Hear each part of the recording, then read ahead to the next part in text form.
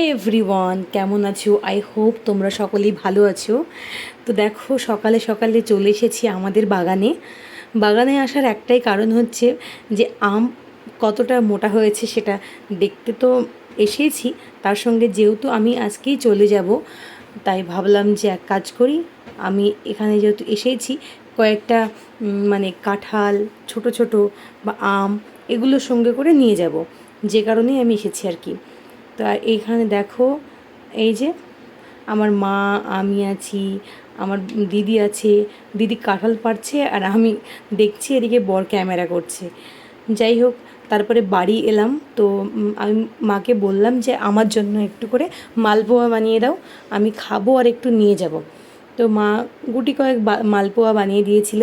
আর মালপোয়াগুলো খেতে ভীষণই ভালো হয়েছিল, অনেক দিন পরেই খেলাম।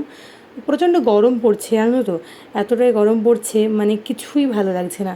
তারপরও মায়ের হাতে জিনিস যখন মানে শ্বশুরবাড়ি যাওয়া হয় না, তখন ফিলগুলো বুঝতে পারা যায় যে মা কি অ্যাকচুয়ালি। তারপর দেখো, এখানে মা বানিয়ে দিয়েছিল তিল খাজা। মানে এই তিলটা এসেছে জলপাইগুড়ি থেকে, মা এনেছিল। তারপরে সেটাকে নলেন গুড় দিয়ে ভালো করে তিলের খাজা মা বানিয়ে দিয়েছিল। আর শুধু থামো থামো বলছি, তার সঙ্গে সঙ্গে নারিকেলের নাড়ুও বানিয়ে দিয়েছিল চিনি দিয়ে। এই চিনির নাড়ুটা আমার তো বেশ ভালো লাগে।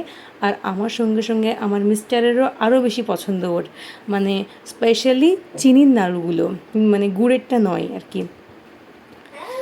যাই হোক, এটা আবার কি হলো? যাই হোক, বাড়ি আসা মানে এই বাড়িতে, শ্বশুর বাড়িতে আসার দিন সকালে মা একটু লুচি বানিয়ে দিয়েছিল। আর এই যে দেখছো, এখানে মানে কড়াই দেওয়া হয়েছে লুচিগুলো ভাজবো বলে। আর এখানে এক এক করে মানে ময়ান দিয়ে মেখে লুচিগুলো বানানো হয়ে গিয়েছিল অলমোস্ট। তো লুচি টুচি খেয়েছিলাম।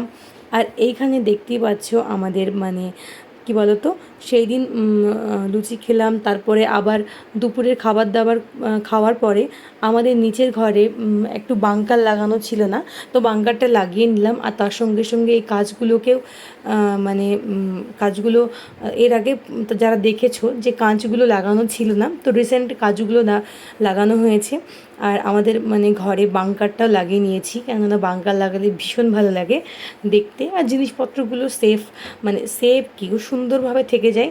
আর কেউ কিছু দেখতেই পায় না, পর্দার আমল তো হারিয়ে গেছে। যাই হোক, আমরা সকালবেলায় ভেবেছিলাম যে আসবো, কিন্তু মানে ওই যে তোমার গেলাম বাগানে, গেলাম আম পাড়লাম, খেলাম দিলাম, এই করতে করতে রাত্রি হয়ে গেল। আর বিকেলের দিকে ভাবলাম যাব, কিন্তু এতটা ঝড় বৃষ্টি হয়ে গেল, সেই রাতে খিচুড়ি বানিয়ে খেয়ে আর কিছু করিনি। যাই হোক, আজকে সকালে মানে ভিডিওটা দুদিন ধরে হচ্ছে, তো আমরা আবার শ্বশুরবাড়ির উদ্দেশ্যে দুজনেই দেখো এই যে বাড়ির কাছে চলে এসেছি। হঠাৎ মনে পড়লো, দেখি এই ক্লিপসটুকু তোমাদের সঙ্গে শেয়ার করি। বাইক চালাতে চালাতে জানি এইসবগুলো করা উচিত নয়, তারপরেও কিছুটা সময় যেহেতু ও চালাচ্ছিল, তাই আমি একটু ক্লিপস নিয়ে নিলাম আর কি। তো তারপরে এই যে বাড়ি এলাম, বাড়ি আসার পরে দেখো 1 মাস পরে আমি বাড়ি এলাম, মানে শ্বশুরবাড়িতে আর কি। এসেই মানে একটু অন্যরকম লাগছে। আর এসে বসলাম, দিয়ে তারপরে দু একটা ছবি তুললাম। নতুন ড্রেস পরলে ছবি তুলতে তো ভালোই লাগে। আর যারা আমার ব্লগ দেখেছো, বোলপুরের ব্লগটা, তারা জানো যে এই চুড়িদারটি আমি মিন্ত্রা থেকে নিয়েছিলাম, এই ড্রেসটি। আর তোমরা চাইলে আমি অবশ্যই তোমাদেরকে লিঙ্ক প্রোভাইড করতে পারি। আর ড্রেসটা ভীষণ সুন্দর, বেশ বড় ঘের প্লাস কটন, সবচেয়ে বেস্ট পার্ট হচ্ছে কটন। আর এটা লাল কালার, যে কোনো ইন্ডিয়ান স্কিন টোনের উপরে কালারটা কিন্তু দারুণ যাবে।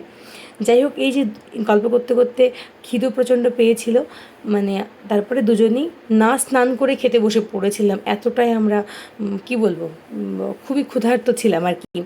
তারপরে একটু রেস্ট করে বিকেলের দিকে মা এক কাজ করলো, একটু তরমুজ এনে দিল, যেটা ওই বাড়িতে প্রতিদিন খেতাম, তো সে এই বাড়িতেও সেম আর কি। তো তরমুজ খেতে খেতে একটু কথাও বলছিলাম, তরমুজও খাচ্ছিলাম। তারপরে আর কি, এতটাই গরম ভাবলাম যে বিকেলে একটু ছাদে যাব।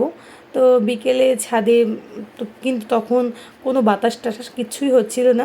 অন্যদিকে আমি ওই যে ওই বাড়ি থেকে আম এনেছি কয়েকটা আম, তো সেই আমার শাশুড়ি মা কী করছিল, সে আমগুলো ভালো করে, যেহেতু আম এখনও তো সে অর্থে বড় হয়নি, তাই আমের ভিতরে একটা কষ বা মানে কষের একটা ব্যাপারটা, যেটা একটু কষ্ট মানে কোষ্ঠ না কি বলে, যাই হোক না কেন, তিতো টাইপের সেটা লাগে, ওই জন্য শিল নোড়া দিয়ে ভালো করে থেতো করে করে সেই রসটাকে মানে নিগড়িয়ে নিচ্ছিল, যেন যখন আচারটা বানাবে, সম্ভবত কালকে বানাবে, তো খেতে যেন ভালো লাগে। তারপরে কি একটু ছাদে গিয়ে বসেছিলাম, আর রাত হয়ে গেল, ছাদ থেকে নেমে চলে এলাম। এবার এই তো দুদিনকার ভিডিও মিলেই তো এখন আমি শ্বশুরবাড়িতে আছি, রাতের খাবার খাবো। যদি ভিডিওটি ভালো লেগে থাকে তাহলে একটা like, comment, share and subscribe তো অবশ্যই।